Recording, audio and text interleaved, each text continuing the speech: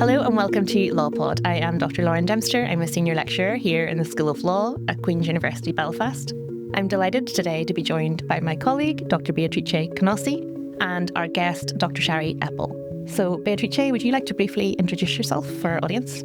Hi, my name is Beatrice Canossi. I'm a research fellow with Dr. Lauren Dempster, and we are working on a project on forensic scientists, knowledge production, and disappearances within the framework of transitional justice. Thank you so much for having me. Oh, thank you. So, Shari, to begin, obviously you've had a long and fascinating career, but can you briefly tell our listeners a little bit about yourself by way of setting context? Yes, sure. I'm Shari Eppel. I'm born and raised in Zimbabwe, little landlocked country in southern Africa.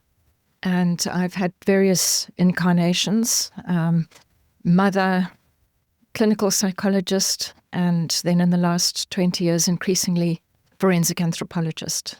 Thank you, Shari. And it's your work in forensic anthropology that we're going to focus on particularly today. Beatrice, do you want to kick us off? Yeah, I guess like your forensic work is focused on Matabeleland region of Zimbabwe. And if you can provide us with a little bit of context of like the violence there, just to set the idea for our listeners. Sure. Well, of course, Zimbabwe, which was formerly Rhodesia, has a long history of colonial violence, which started in the 1890s, 1900s, and pretty much continued up until independence in 1980. And a lot of repressive laws were put in place, but more importantly, there were a lot of conflicts between the two guerrilla armies which fought the war. There was ZANLA, which was part of ZANU-PF, which continues to be the ruling party up until today. And there was ZIPRA, which was headed by somebody called Joshua Nkomo, which started off as a national party, but increasingly became regionalized by the end of the war, being mainly considered to be supported by the Ndebele ethnic group, which lives in the west of the country. And it was clear when Robert Mugabe won the first election, where the votes were very much ethnically cast, actually, which meant that all the seats in Matabeleland went to ZAPU and the seats in the rest of the country mostly went to ZANU. And I think Mugabe had long held an ambition for a one-party state, and he set about engineering this, almost immediately after independence. This led to massacres and what's been referred to as a genocide, and which certainly entails crimes against humanity. I don't see much of a difference in terms of definitions of those two things, really. But yeah, so massacres took place between 1983 and 1987 when there was a unity accord signed to bring an end to the violence. But the tragedy of this is that those people who suffered most were the rural civilians in very deep, remote, rural Matabeleland, north and south. And their voices have not really been heard. The massacres have never really been acknowledged at the national level. We don't know for sure how many people died, but it was in the region of 10,000 to 20,000. And there were many enforced disappearances. There was mass rape. I think rape was on an absolutely massive scale, and a lot of destruction and loss of property. And the legacy of this has now become intergenerational down to the grandchildren of those who were the primary victims. Thank you, Shari, for setting that context. I mentioned in your introduction that for the past 20 years or so, your work is focused on forensic anthropology. Could you tell us a bit about what drew you to that work? And also then, I know that you were involved in training a team of forensic anthropologists. Yes. Well, I mean, as you know, my first career, if you like, was as a clinical psychologist. And then also as an amateur historian. I was asked by a good friend, David Coltart, who's now actually mayor of Bulawayo, just coincidentally. But David drew me into researching and writing what remains actually the seminal history of the massacres. And that was in 1995. He asked me. Again, it wasn't the sort of job you could advertise in the local Chronicle newspaper. It was still quite close to the massacres. And so I took that on and I researched and wrote that over 2 years, which I found devastating. I sort of used to walk around the house at 4 a.m. weeping about women who'd been bayoneted to death while pregnant and that sort of thing, these horrific stories that I never knew as a Zimbabwean. And then after that, I started working in clinics and hospitals, training healthcare workers in the government hospitals and the mission hospitals to recognize what we call the somatization of psychological distress, by which I mean you express physically what's actually a psychological disorder, if you like, and we all do it. We get tension headaches, we get anxious backaches, we get sore tummies, which are linked to how we're feeling, to being depressed and so on. But health workers don't know to ask questions about people who show up with a whole bunch of mild but, persistent symptoms. And then one day I was heading back from a very remote little rural clinic called Simbambombo, in the middle of rural Gwanda. And an old man stepped out into the road and waved my car down on this little dirt road. And he said to me, "I hear you're in the clinics asking about the torture and the massacres from my wife." She was in the clinic and suddenly the nurse was asking her, about her history of violence. "Why are you there? Why are you not talking to us? We're the community elders. We can tell you about the violence." And I said, "Fine, I'll come back in 2 weeks, organize a group of elders, let's talk."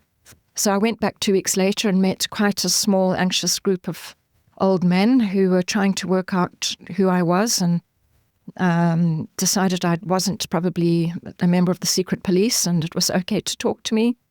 And I said, "Fine, organize a community meeting. I'll come back in another 2 weeks." I came back to a very large meeting of, more than 100 people, some of whom had walked 20 kilometers because they couldn't believe that people were allowed to talk about the massacres and they wanted to see for themselves. And at that meeting, a very old lady stood up, a very dear person, Alice Moyo, and she said to me, "My son was crucified on this tree under which we are standing. He was tied by his feet to the branch and then he was head down, bayoneted and beaten to death." And she said, "Sondela, walk with me and I will show you where he's buried." And we followed her and he was buried in the school playing field. This meeting was just next to the junior school. And she basically said, "What should I do when I want to mourn my son? The children dance and play on his face and his head every day. How should I mourn my son?" And it was at that stage, my instinct was, give me a spade. Let's dig him up. He can't be in the school playing field with the children running on his head. We need to move him. And I actually got hold of the Argentinian forensic anthropology team, who I knew did this kind of work. And Mimi Duretti from the team, she came a few months later, and then that began a long relationship with the Argentinian team, which, in some ways continues to this day. And they agreed to come and start training and exhuming in Matabeleland. Thank you so much. And I guess where your, I would say, vocation came from, taking up from there, what is your relationship with the communities that you work in and the victims, the families of the victims today?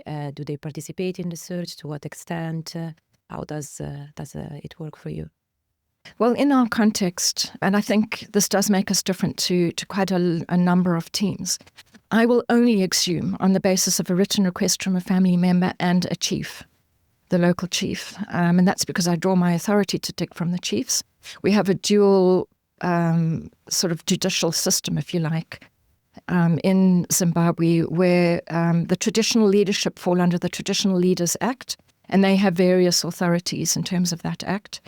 And then you have the sort of civil courts, the magistrates' courts, the high courts and so on, which have a different form of jurisdictions. And it's the role of the chiefs to be the custodians of all that is cultural.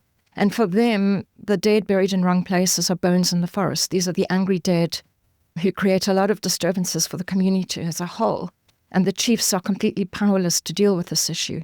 So they've been very, very pleased and relieved to have someone who's prepared to come in and work with the bones of the dead. Culturally, the chiefs won't touch the bones of somebody who's not of their family. That's considered very bad luck and taboo. No one wants to handle the bones of the dead which are not their dead. Okay, that's considered a very bad thing to do. So it's only our team which is prepared to do that, and to do so expertly and in a way where we can identify for sure who people are, well, to within a reasonable level of probability, shall I say.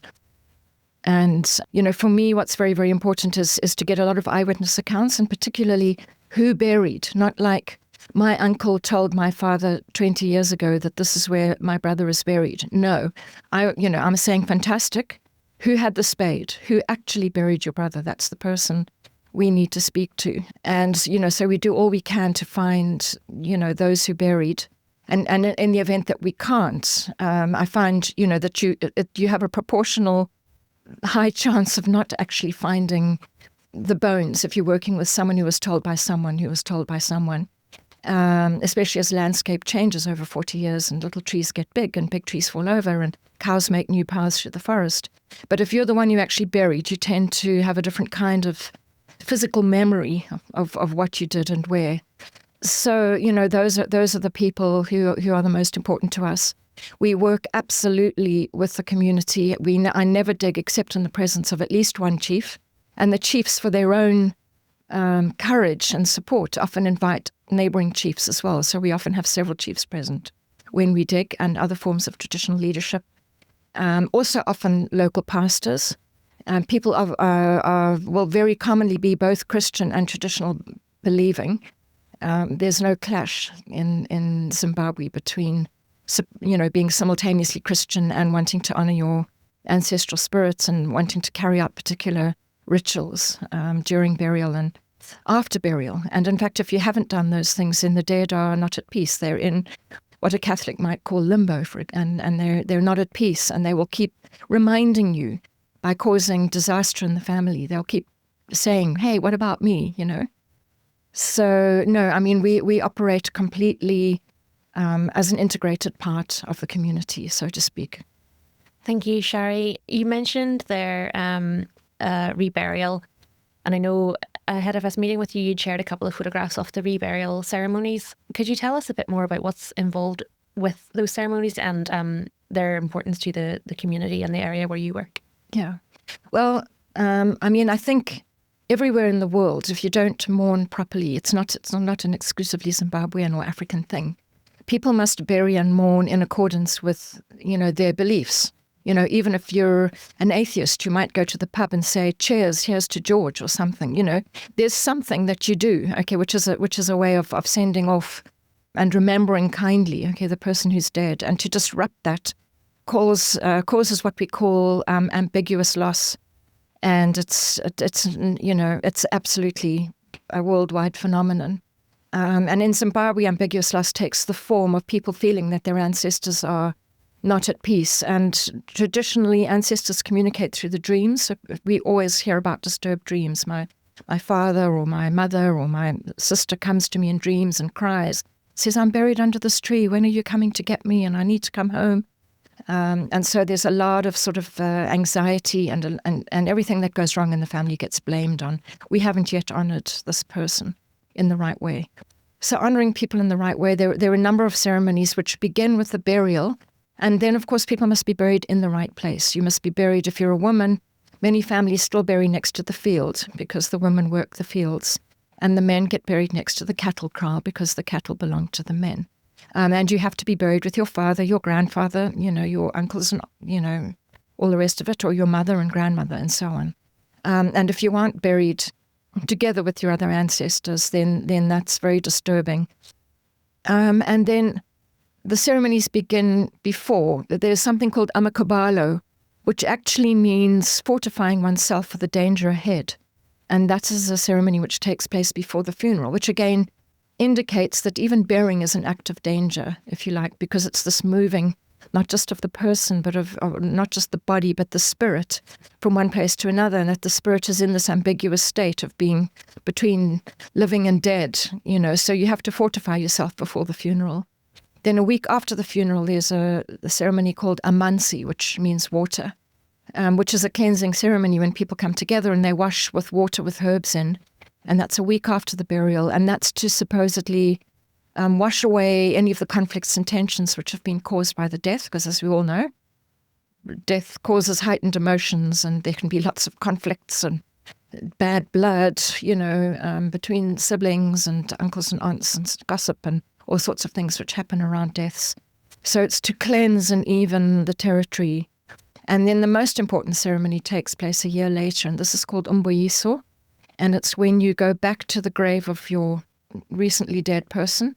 And again, the 1 year mourning period is pretty much a universal. I think many, many cultures believe it takes a year to really say goodbye and stop the most acute stage of grief, and then to do something which shows that you've ended that most acute point. But umbuyiso involves taking a goat to the grave of the deceased, and then you pour traditional beer on the goat's back, and when it twitches its coat, that's seen as a sign that the ancestral spirit is now on the goat. And the goat is then taken back to the homestead and taken into the hut and introduced to all the ancestors who've gone before. And you'll literally say, meet your father, meet your grandfather, and so on.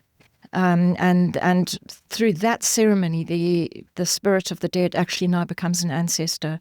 And then the next morning, the goat is slaughtered and all the neighbors are invited to the feast. The actual umbuyiso itself is only carried out by sort of the most important uncles and men in the family, if you like. It's kind of a very cloistered activity, but then the next day, the killing and eating of the goat is generally, it's extended to the community as a whole. And it's the lack of umbuyiso which causes the dead to linger. I realize I never answered your question, which was about reburials. I talked about burials. What I'd just like to say about reburials is that if you ever want to go to an extremely happy funeral, then you need to go to a reburial because they are really triumphant events, because it's the point at which you're finally doing what you were supposed to do, which is to honor your dead and put them in the right place. So, the other thing is there's often raw grief where people are picking up, that ambiguous loss, which they've never been able to express for 40 years. So there's huge tears, but there's also dancing and singing. It's a very intense and amazing experience, actually, because there's such a sort of a range of people, swinging from deep grief to complete joy because finally they've done what they were supposed to do. And so they're fabulous, and it's part of what we as a team need for healing as well, because the working with the angry dead is a very intense and heavy experience a lot of the time. In terms of the state, I don't really know why we get away with what we do.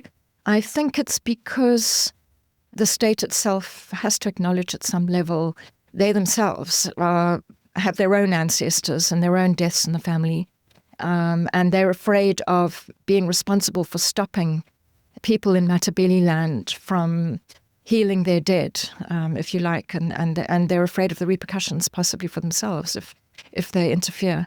And in fact, I once worked with a couple of 5th Brigade who were the perpetrators, the ones who carried out what's become known as Gukurahundi. They were part of the Gukurahundi Brigade, this 5th Brigade, which was answerable only directly to Robert Mugabe, actually. And they were the ones that carried out all of these atrocities. And they came wanting an exhumation for somebody that they had killed because they had ngozi, which means that they had been possessed by the angry spirit of the person they'd killed, who was making them commit random acts of violence. And they were completely tortured and very unhappy. So they showed up wanting to heal the dead of somebody they had killed. But unfortunately, they had disappeared this person so thoroughly we weren't able to find him. But we did go out into the deep forests with these 2 5th Brigade murderers, myself and another team member. And we walked for hours and hours and in the very deep south of Matabeleland, until in the end I was saying to my colleague, if we come to a big river, it's the Limpopo. We were virtually on the border with South Africa down there. And I think they hoped that the spirit would kind of reveal itself, which didn't happen. So we weren't able to find the dead. But I then said, look, perhaps what we need to do is go back and start with the point of murder. And they said, that's no problem. We know where we killed him. So we then drove, walked and then drove to this little remote rural school where the one they'd killed had been the headmaster at the school. And they'd strangled him by putting a rope around his neck and then each pulling as hard as they could in opposite directions until he strangled to death. And of course, I know this is a bit gruesome, but when you're strangling, your eyes pop out and your tongue pops out, so your face becomes extremely angry and aggressive looking. And I think that's why they got ngozi, because they had this ferocious face stuck in their heads, as he died. So at least for the family, we were able to say, this is where your father died. And the family was able to undertake rituals there, on the spot of death, although they weren't able to recover the body. You mentioned this was a case where you weren't able to find the body. Can you speak more about the challenges that you face in terms of trying to uncover remains or find and uncover remains? Yes, sure. Mostly we do find bodies. And that's because I am very, very strict about not wanting to dig unless we have a very good likelihood of finding the body, which means that I've got the person who buried, or otherwise I've got a reasonable account from multiple people. For example, we recently exhumed 4 elderly dead, towards the end of last year, who were all in their 70s. It was a married couple in their 70s and 2 other old men who'd been brutally tortured and then killed, and they were in one grave. And we had one person still left alive who had been involved in the burial, who was 13 at the time, and was herself brutally gang raped. So it was very emotional for her to have to come back to the scene. But we were told the trouble is that the whole village had been knocked down in the meantime. People had been resettled in the 1990s away from there, and it was now actually part of Wangi Game Reserve. So it was a bit of a crazy experience, because we had elephants, literally, and buffalo coming down to drink about 50 meters away at the water hole while we were there, and we had to have someone with a hunting rifle while we were exhuming. But it took us, we started at 6 a.m. on a Friday morning, and we dug until after dark on that day and didn't find a single bone. We started at 6 the next morning and trenched until noon before we found the first bone. So, basically we started off where we were first told this is where they are, and we dug down, and then, you're looking for stratification shifts, in the side to see that the soil has been dug before, and so on. And we couldn't find any indications, we couldn't find any bones. So then you start trenching a meter ahead and a meter deep and 20 or 30 meters long, and you just start digging trench after trench after trench. And eventually, so it took us 18 hours of digging, but we knew we had 4 people there, so we knew they were there. So we just had to keep digging, and we did eventually find them. But that was after 18 hours or more of digging. And then it took us another day and a half to, fully expose and remove the remains, forensically. Thanks, Shari. I want to come back to, you mentioned that the state doesn't, prevent you from doing the work that you do, but did they provide anything by way of resources or support? Nope, absolutely not. We rely on the chiefs. Quite often where we're digging is so remote that we have to drive out the day before. We sleep in the safety of the chief's homestead. So we have our own tents and everything. We set up tents within the barriers of the chief's homestead, and we travel with the chief to the site the next day. And as I say, often other chiefs join. And so far that has worked. And there's nothing in a state like Zimbabwe that happens that the state doesn't know. And why they leave us alone, I'm not entirely sure. And whether they will continue to do so, I never know. Just let me leave it like that. But for sure, it's not a secret, what we do. But it's like a don't ask, don't tell, or don't tell, don't ask kind of a situation, if you like. Yeah, in light of this scarce support or inexistent support by the state, how can our listeners know more about what you do and maybe support what you do? Yeah, that's a good question, especially with international aid drying up the way it is at the moment. It's a bit shocking, really. We had to reduce the size of our forensic team last year from 7 to 5, just because we couldn't afford salaries for everyone anymore. But yeah, I'm not sure, what the way forward is on sort of, sourcing donations. We've always been able to get money from larger concerns. In terms of knowing more about what we do, well, I have some papers, out there on ResearchGate or something, academic papers. But yeah, what we've tended to do, and in Zimbabwe, one of the lessons I learned many years back is you either work or you talk.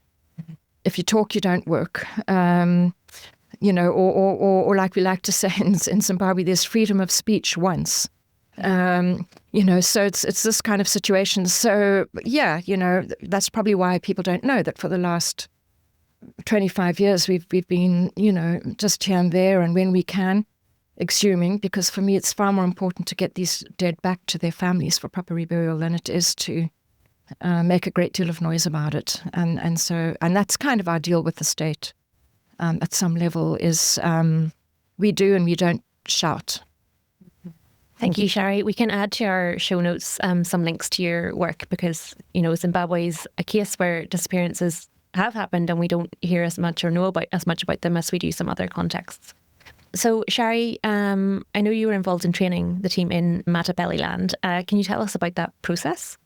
Sure. Well, I think I myself realized some years back that it was really important to get some proper qualifications in the country because things have been so politically unstable. I mean, the Argentinians came in and exhumed and trained, but after 2002, when we had the rise of a new opposition and we had a lot of violence, a lot of new wave of repression and torture, it wasn't really safe to have foreigners come in and work. And often the space to work comes and goes in flashes. You know, you might suddenly say, okay, there's a space, let's go dig next week. So you can't then wait for, you know, a team to fly in from overseas to help you. So I went to, and again, the Argentinians helped organize this for me because I got free tuition at Mercyhurst University in Pennsylvania to go for 2 years and do my master's in forensic anthropology under some of the world's real experts, actually, which was fantastic. They had a wonderful department at that time, led by Dennis Dirkmaat, who's a forensic archaeologist, and then Stephen Sims, who's at the time was one of the world's top people on bone trauma, skeletal trauma. And I went and watched him, you know, defending cases and expert witness different parts around the States. The CIA used him, the Mounties used him. You know, Stephen Owsley, who was one of the inventors of a program called 4DISC, which forensic archaeologists will recognize as what you use to come up with sex and ethnicity, stature, and so on of the dead. It's a computerized program. So yeah, really, really top, amazing people. So I was very fortunate to have that experience. And when I came back, I then started training 5 of my colleagues in forensic anthropology and archaeology. And I also get a lot of support from somebody called Erica Labbe, Dr. Erica Labbe, who's an American-trained forensic anthropologist. She's a professor at the University of Pretoria, which is not too far from us. So we've quite often taken the whole team down there for like 2 weeks, stayed in some local Airbnb, and then Erica gives us the run of her skeletal collection, which is massive. You know, she's got literally thousands of sets of John Does in the Pretoria collection. Anyone who sort of gets picked up, you know, murdered in the flays of Gauteng and nobody knows who they are, they end up usually with Erica. And so she's got wonderful trauma. I mean, that sounds weird to say, but she's, you know, if you're trying to teach people bone trauma, she has a fantastic range of sort of gunshots and blunt and sharp and trauma and so on. And also a huge range of skeletons. If you're trying to teach people to differentiate male from female and young from old, tall from short, how to work out stature formulae and, you know, all the rest of it, you need a big skeletal collection. And I simply don't have that in Zimbabwe. So that's been a fantastic resource for us. And my friend Steve Sims, professor from Mercyhurst, he also used to fly out to Pretoria and train everyone. And he even came up and did some peer review on cases with us in Zimbabwe. And so is Erica from time to time. Because I do think peer review is very, very important. You know, we sit and work in a tiny little cul-de-sac. So I really appreciate when we can have the odd expert come in and work with us, especially bone trauma, I think, is the most complicated part of what we have to do as forensic anthropologists. Thanks, Shari. Do you think it's important or it means more to the communities and the chiefs that you're working with that the people doing the exhuming are Zimbabwean rather than from elsewhere? Yes, absolutely. I mean, everyone in the team is Ndebele, apart from myself. And the chiefs know me well enough at this stage. You know, they refer to me as Chief Shari, some of them, you know.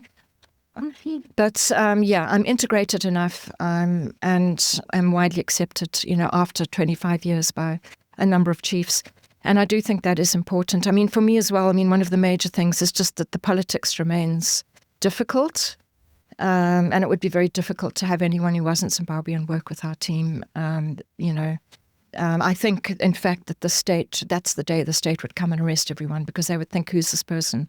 Is this person from the ICC or is this person an international journalist who's going to, you know, say something about, you know, what happened here? So I think that, in fact, one of the reasons that we are allowed to work is that we are 100% Zimbabwean. Yeah.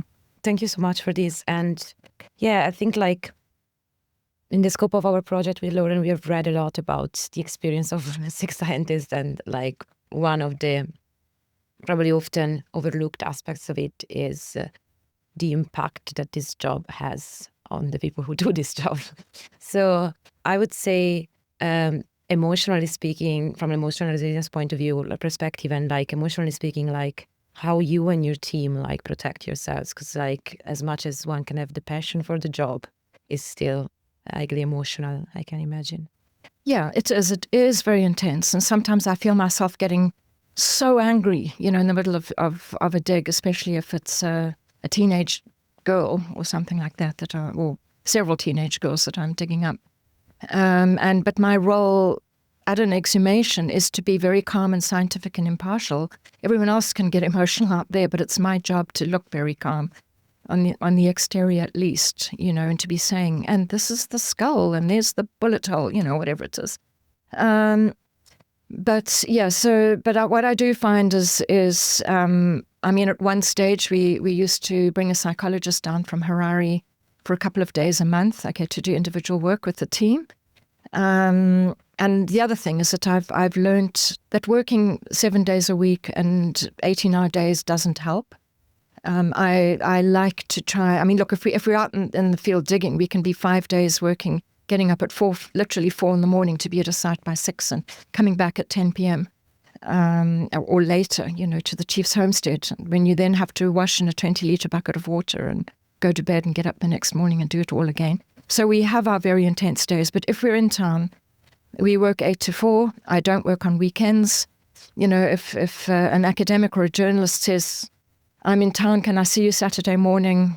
I'll say, no, you can see me Friday or Monday. I don't do my work on weekends. So you just have to carve out time. I find that my children and my grandchildren keep me sane. I have 4 grandchildren now, and they sort of keep me grounded. I think you just have to know, to compartmentalize a little. It's not always as easy as that. But one has to carve out time and take opportunities like this to come to Northern Ireland and experience somebody else's trauma for a change. Thank you. On that note, Shari, we want to thank you so much for joining us in Belfast today. As Beatrice said, it's a real privilege to hear you talk about such important work. And thank you for the work that you do and for taking the time to talk to us. And we'll add some links in our show notes for some of Shari's publications for our listeners to learn more. Yeah, thank you so much. Thank you very much. Oh, thank you very much. It's been a pleasure to be here. Thank you, Shari.